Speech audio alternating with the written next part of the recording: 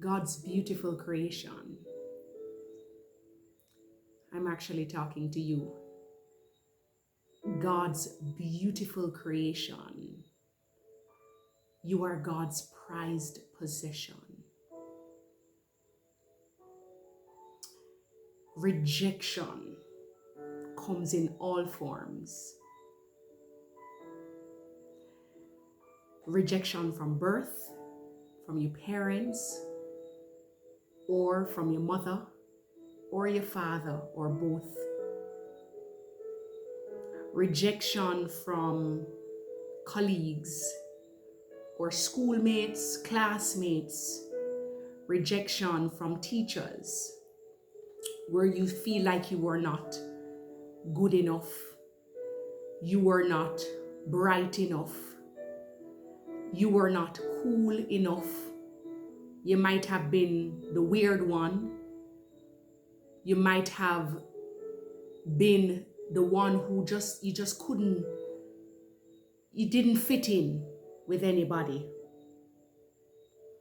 And then you have rejection from family members, where you were almost like the black sheep in the family. You just could not, nothing you did was good enough in the family. Nothing. You probably weren't rich enough.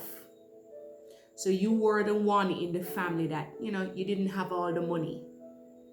And so you were despised. You were not esteemed in your respective family. Or talk about rejection when you're not attractive enough, where you were never chosen because you didn't look the part. You didn't, in perhaps school, for the men, the girls they never liked you. They never chose you. Or you finally found somebody, but she found somebody else because you never looked the part. And vice versa for women. You weren't pretty enough. You didn't look like what society said women who were attractive ought to look like. So you weren't pretty enough. And so you were scorned. You were rejected. You were despised.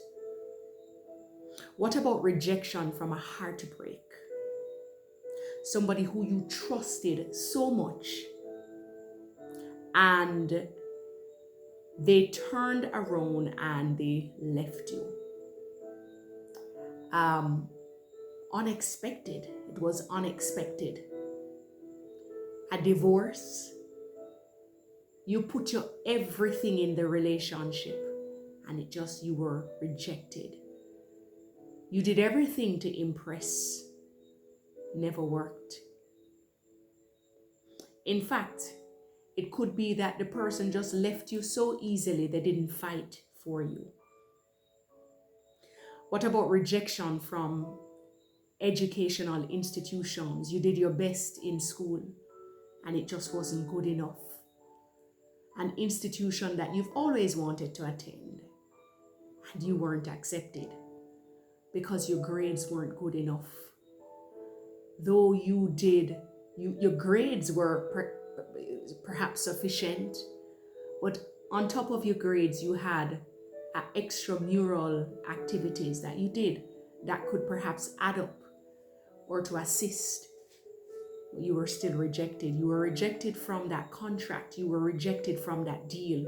You were rejected from being promoted. You were the one who was supposed to get the position, but they rejected you. And the persons who you trusted the most they didn't see that you were fit enough, though you did everything you can. You wrote a book. You wrote an academic paper. You wrote an article. The publisher rejected it. It was rejected. Your dissertation was rejected. Your exam paper was rejected. What about being rejected from a medical treatment? Because you didn't have the money. a hospital that turned you back or turned, your family members back because you just didn't have the money. Or rejection from your own children. Your own children, they don't care about you. They haven't, called you. What about somebody who has embarrassed you in front of everybody? Somebody who you trusted, who you shared your business with, and they spilled everything. Or the curses that you believe that you encountered. But I just want to paint a picture for you that the ultimate rejection